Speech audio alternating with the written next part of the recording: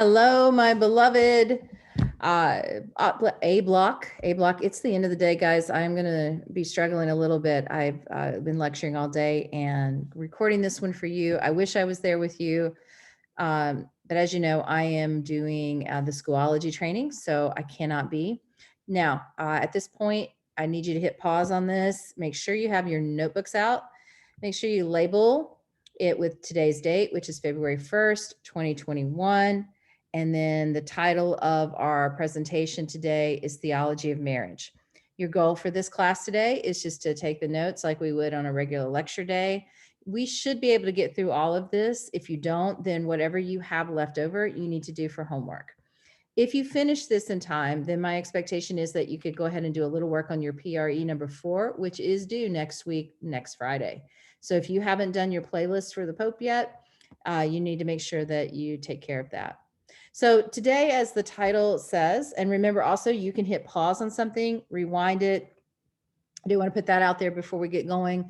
But as the title says, we're going to do the theology of marriage. So this stuff is a little heavy. So that's why I said, if you don't understand something or, it seems like it's going a little too fast, then please feel free to just hit pause, rewind, or even take a pause and get your notes caught up as you're working through. So theology, remember, is the study of God. This is how certain kinds of claims, and in this case, our sacramental institution of marriage makes a claim and an insight about God. And we've been talking about sacraments, especially as encounters with Christ. So we're going to look at how the theology kind of plays out. Now, sources for this, of course, are just church history, the catechism, church doctrine. I've tried to bring it all together in a really succinct way to make it accessible to you. So let's just jump right on in, if I can get the button to work. All right, so there's three key concepts in the theology of marriage. Marriage as sacrament, which we've spent some time at, and certainly our first lecture on marriage, which was marriage, the backstory, our history. And then I talked about elements of marriage. So the kind of nuts and bolts of how like Roman Catholic marriage works. And then marriage as covenant. We also got introduced to that concept a little bit inside of the marriage as a backstory. And then marriage as creation. That one's kind of brand new to you guys, but there are aspects of it you're going to recognize, especially in terms of the validity of that work. So let's jump into the sacrament. So there are two real key characteristics when we think about marriage as a sacrament. One, reconciliation, and two, transformation. Reconciliation, in this instance, we've talked about a sacrament of reconciliation. And if you remember that in that sacrament, what is really happening there, we had that beautiful image that Pope Francis gave us of God's desire to be unified with us as human beings. And in fact, he paints this gorgeous image of God's suffering. And the cause of God's suffering is this human belief that there is something that God cannot overcome in their life. So reconciliation in this way is another, if you think about it in terms as a prism, marriage gives us another kind of view or coloration of what that fullness of God's reality and his love for us is. So as I say here, reconciliation, the sacraments at once reconcile us to God and to each other. And as a sacrament, marriage also provides a vehicle for grace. So marriage, like the sacrament of reconciliation and all the other sacraments, give us an opportunity to build these important core relationships in our lives. This is our relationship with the divine or with the Trinity, our relationships with one another, and of course, our relationship with creation. So we reconcile ourselves. Marriage is a beautiful example, particularly of those first two relationships, one with God and one with one another. And then one of the things that we notice is that when we are in the midst of reconciliation, we also experience the characteristic of transformation. Now, think about this.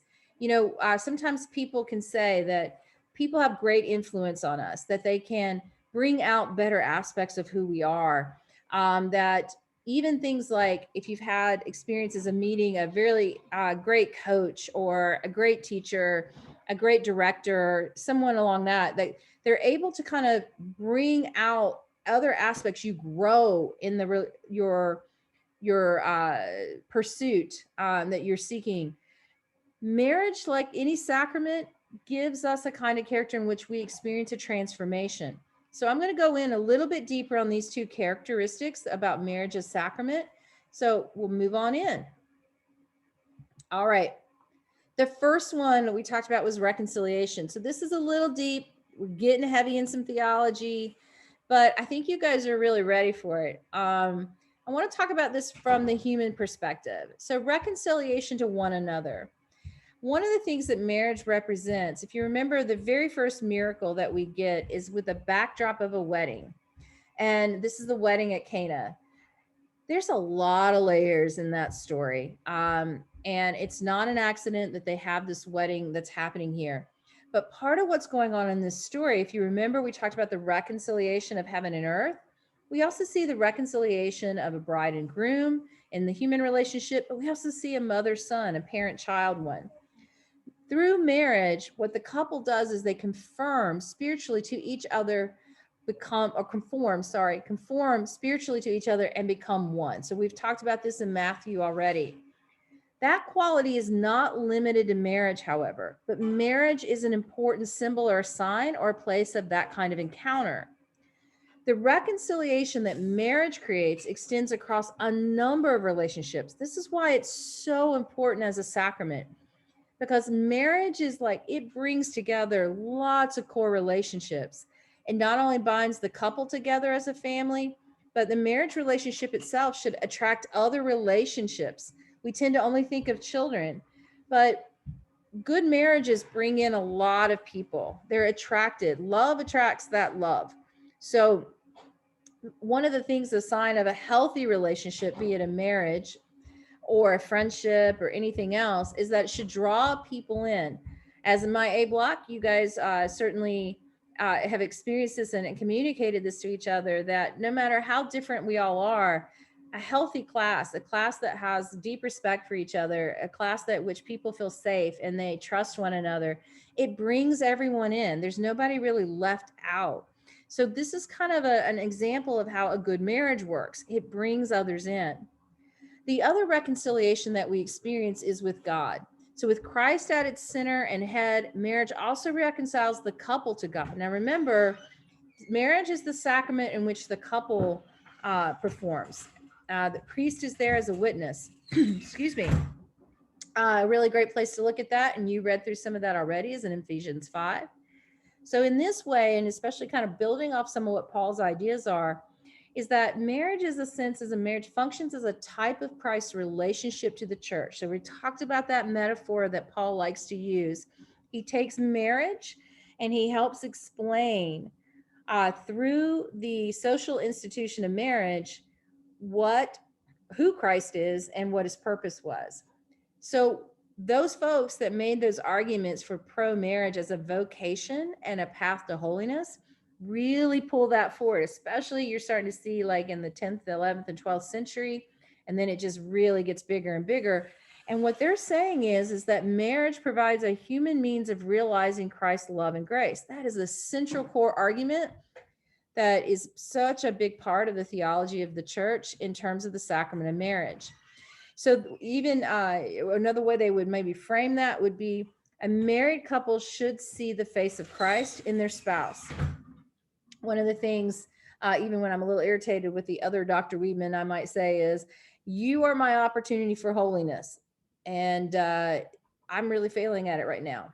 But my biggest concern as a married person is my spouse's holiness.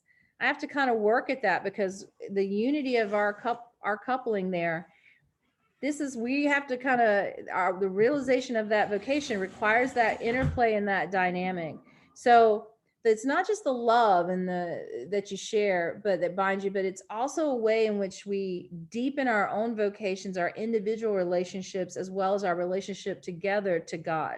So a married couple really, in terms of this sacramental life, this is what makes it also distinct from the civic marriage, is the civic marriage isn't interested necessarily in that. That civic marriage has economic, it is legal, it is political, it has all kinds of other stuff, which are all important. I don't want to negate any of those things. But there's another layer when we think about the sacramental life of marriage, that we're seeking that encounter with Christ. All right, moving to the next piece here, the transformation. Now remember, we're still talking about marriage as sacrament. Transformation is super important. And this kind of builds on the last point that I made, is that the idea of marriage is transformative. In the sense of where two become one motif really comes into play. You hear that language used so much, so very much. But what's going on there is that the spouses become transformed or become new creatures in God's sight. And as you kind of deepen in the relationship with one another, as you deepen in that relationship with Christ, those relationships make you a kind of person. You're yourself, but you're hopefully the better part of yourself. And that transformation occurs at what we call an ontological level, not just emotional or social. Each spouse becomes something different. It's linked to the otherness that we experience in Christ. So one of the things, the way to think about that ontological piece, it's that what happens as we move outside ourselves, where the focus of our life becomes for the other, then what that does in terms of this sort of dynamic cycle, right, that transforms who we are as we continually move further and further out, and our imagination for an other. So if you've ever been in a friendship or even a romantic relationship, or you may have observed a really great one, romantic or friendship, in which you realize that, one of the things that happens is that they really understand each other. They get each other. Don't be deceived. That's a lot of work. It's a lot of work, because you have to imagine the other. In teaching, really gifted teachers have the ability to imagine what they're trying to get across to their students, from the student point of view. So whether you're a teacher that's a reading teacher, or you're teaching history, or you're teaching math, highly effective teachers have an imagination for the other. They can conceive that there is another way that somebody else potentially is understanding what's happening, what that reality looks like. It doesn't mean that that their own sense of reality or their own sense of perspective is lost, but they're able to connect those things.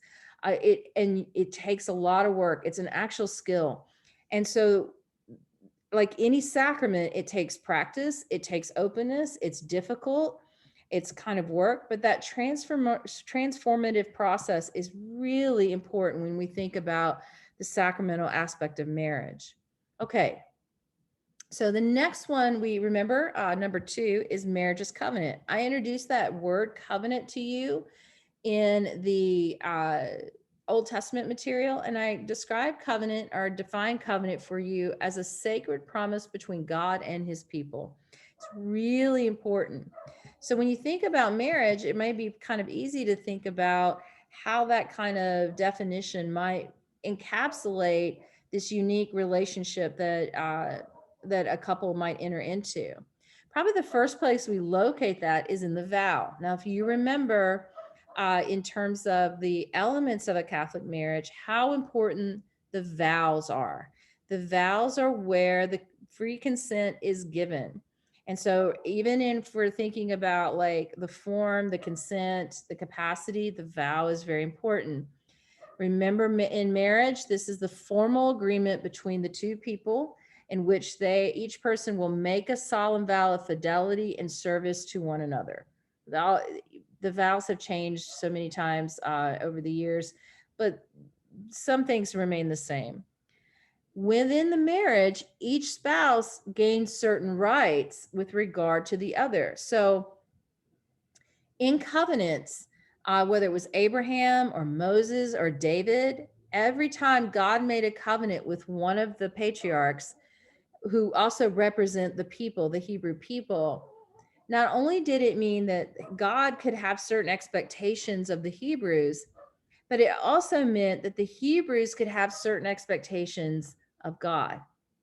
And that's really important because every single time we see covenant represented in the sacred narratives, they are relationship defining.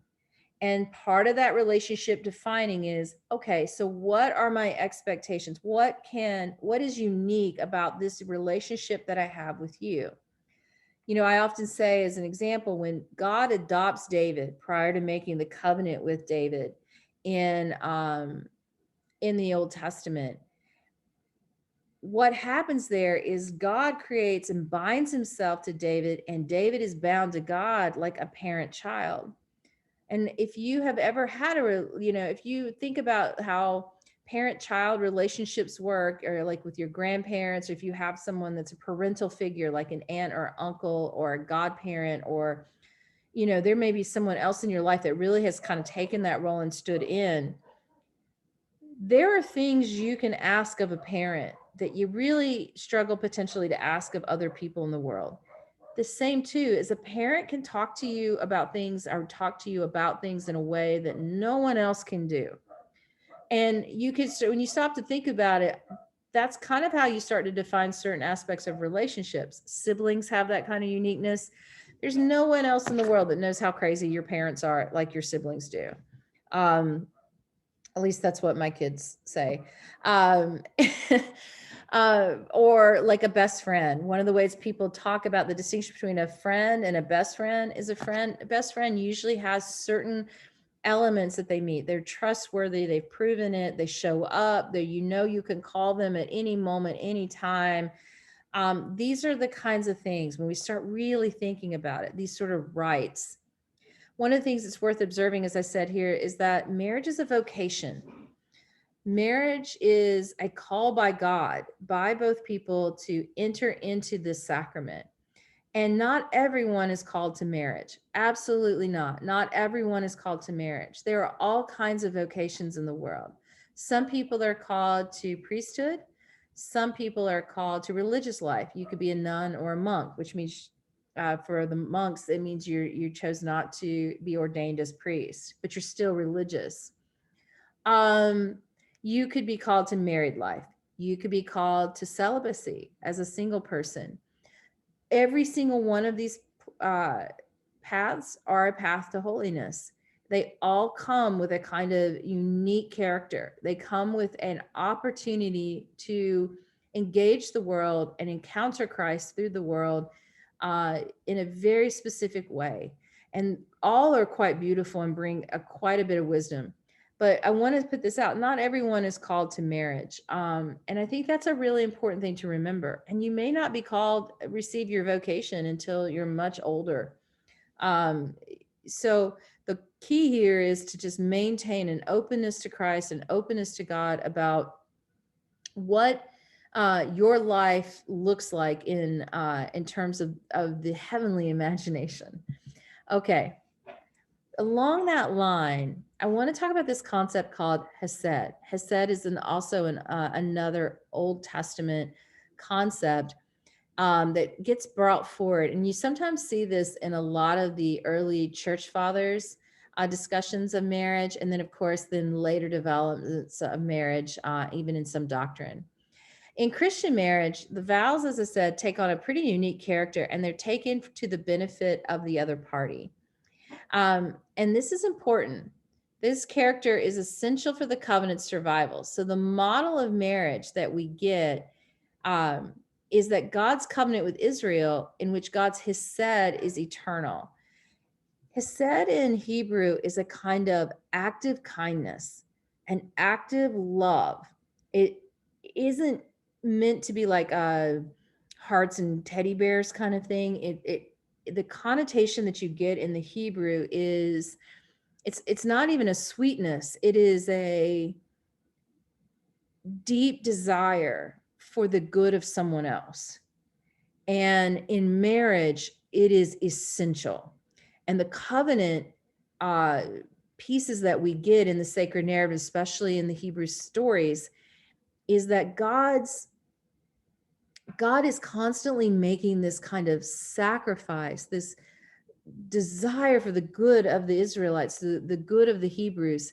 and it's eternal. It will never stop. Sometimes you may have heard like one of your priests or maybe another religious instructor, even a godparent or someone say, there's just nothing you can do to merit God's love. Nothing. Merit means you earn it. You can't earn it. And they will even say, and this is the heart of reconciliation, is there's nothing you can do to take away God's love. This is what Pope Francis was getting at when he was talking about the sacrament of reconciliation. And the one suffering God experiences is the idea that we don't believe that God can overcome whatever deficit or depravity that we're suffering with. What Hesed is the active love that no matter what, God always abides with us. He seeks opportunities to be present to our life, to fill our life. And this is so critical to marriage because, man, it can get tough, right? At times in terms of living out the practical reality of a married life. And so one of the things Hesed does is that it shatters, as I say here, and I really like that word, the normal human conceptions of covenant relationship. So what it says is that the uniqueness of the marriage sacrament is that there is an eternal desire for an active work towards the behalf of your spouse. You look for opportunities of holiness in how you love them and receive that love back from them. So for example, faithfulness to marriage vow by one of the spouses engenders a kind of miraculous expression of love and mercy by the other spouse. Fidelity is a sign of that kind of eternality and that commitment. And so the covenant exists for the other spouse's benefit. Remember, we read when Jesus is upset about or talking about divorce, and his big concern is about children and women, right? He's concerned with the most vulnerable spouse's benefit. And that is coming out of this concept that certainly Jesus, as a Jew, a first century Jew, would have definitely been ingrained in part of his own kind of imagination and how we think about this. All right, we're on to the last bit, gang. So marriage as creation.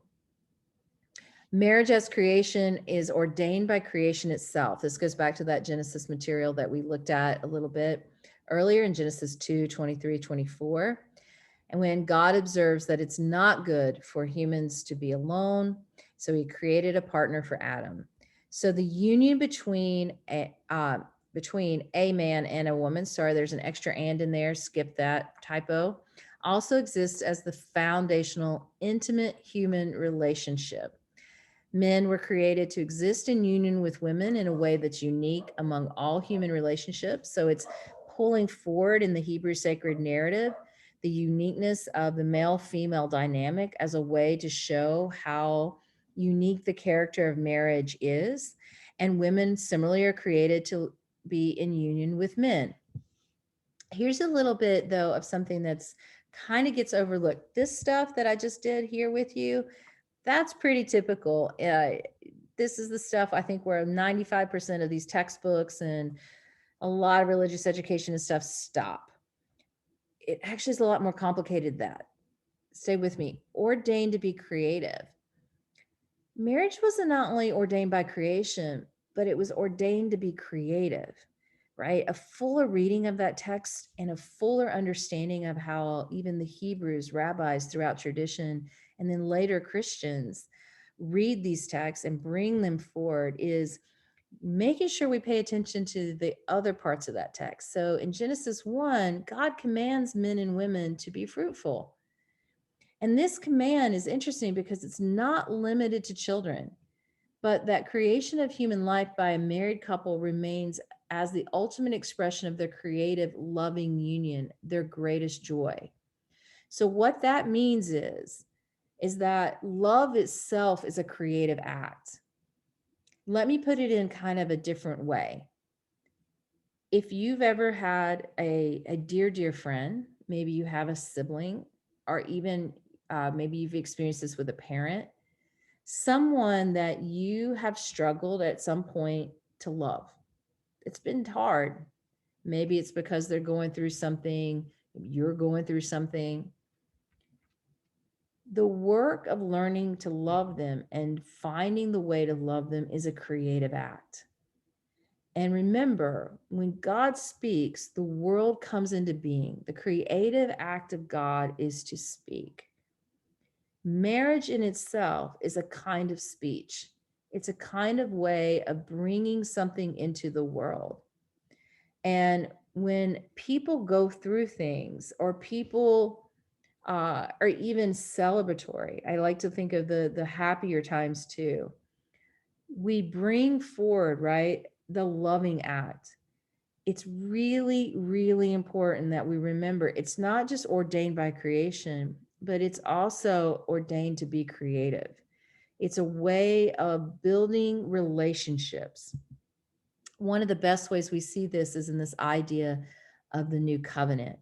So I talked about earlier in my talk, I talked about Abraham, Moses, and David and the covenant that God made with them. Well, that covenant gets fulfilled in the person of Jesus. And in fact, we call Jesus the new covenant. And so the command, the creative command, gets tempered, I say here, by the new covenant.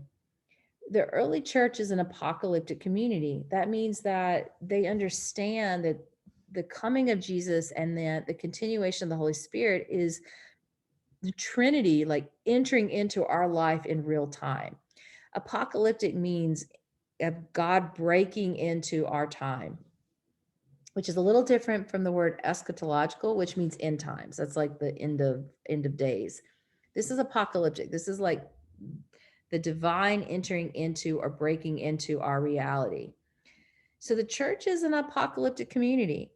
Every time we celebrate a sacrament, it's kind of an apocalyptic moment, because what that means is that what we produce through our love and through our creative work of loving one another is not only does it rely on having kids. This is really important. You don't just have to have children to as a sign of hope or to reproduce, but right, it denies human biological imperatives in order to better prepare for the final reconciliation. Now, this is where that stuff we talked about in the backstory comes into play. Remember that there's a massive emphasis right out of the gate that says, hey, virginity or celibacy is the path to holiness. Marriage is secondary. It doesn't mean you can't make it, but it's not the straight path. Part of that is a new understanding of what we call spiritual children. As people are converting, as people come into the Christian community, that this is the new way to bear fruit. This is the new fruitfulness of what has happened because Christ has come into the world. But nevertheless, by continuing to attend the created order, Christians can demonstrate their belief in the triumphant final outcome.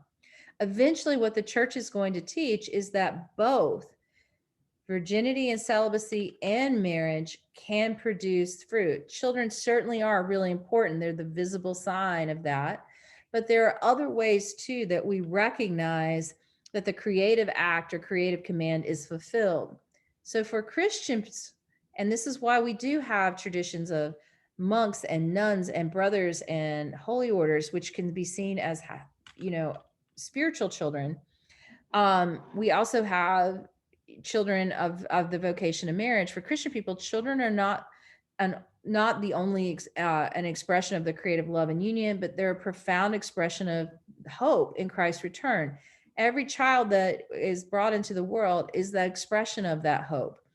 So my point in this is that what the creative command has done is it expanded what we mean by fruitfulness, what that can look like. And the inclusion of marriage as a vocation and as a sacrament really helps us land that there is in God's reality an ability to hold both of these things true at simultaneously. Okay. Last but not least, I think we're just going to wind this up a little bit.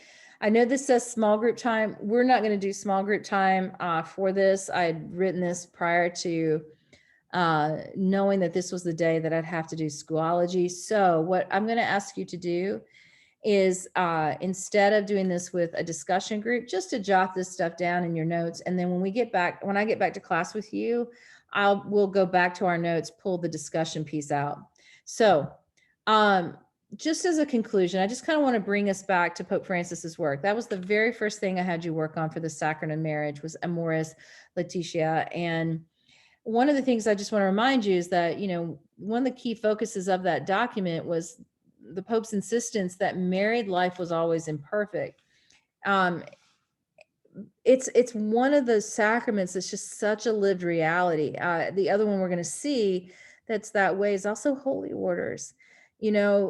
Both holy orders and marriage have this sort of unique place of like their day-to-day ethics and their day-to-day behaviors, and the mundane, like, washing the dishes and making sure dinner's ready and making sure somebody has this, and, did you write that check, or, the kinds of things that people live out as part of their experience with another person.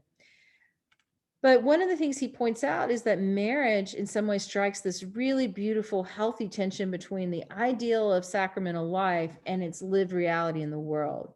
That these imperfections are opportunities to reveal the perfection of God's love. And he also points out, which I think is such a beautiful thing, about the diversity and complexity of so many families. And yet, if you think about your family, there are times like I look at some of our family and I go, I do not know how I'm related to you. I don't know which end of the gene pool I walked out of, but like, how are we related? So we all have those moments where like, these are so complex and people can be so different and in some ways very the same. But what he reveals is, he says, in all that beauty of diversity and complexity that is part of our lived reality of relationships, he says there's a common bond through it all. Our desire for Christ. And he says the place that he sees that is most expressed, that common bond for Christ, is compassion. Now, the word compassion is really interesting because com means with, passio with emotion. It means you feel with someone. Another word that might get at that is empathy. Love requires that, again, that imagination for the other. You have to feel with someone. You have to imagine for them what their experience is. And he says that's the key. That's the key to making families work, because sometimes it's just so hard to bridge the gap. But the best we can do is feel with someone if they're suffering. We can feel with someone when they're celebrating. And it's such a necessary quality, he says, to all healthy relationships, is that ability to have compassion, because it's hard. That lived reality can be very, very hard. So here's what I'd like for you to do. If you're done with your notes, I would like for you in your notebooks under this note piece here to answer this discussion question. I want you to think individually. Don't worry about small groups again. Think about a marriage that you have witnessed. It can be anybody's marriage. It can be a friend. It can be your parents, your grandparents, an aunt, uncle. If you have had a kind of front row seat to a really great marriage, I want you to think about what you've witnessed and the role of compassion in that relationship. And write down for me in a couple sentences why and how that marriage is a witness to compassion to you. When you're done with that, you're done with this lecture. If you have time remaining in class, especially if it's significant time, I'm asking that you please work on PRE number 4. Because I'm on a time crunch for that one, there won't be hardly any extensions at all. That is due February 11th. So if you're done, then go to work on your PRE number 4. All right, gang, I miss you. I will see you on Thursday, and be very good, learn lots, make good choices, and I'll look forward to seeing you on Thursday and Friday. Bye, guys.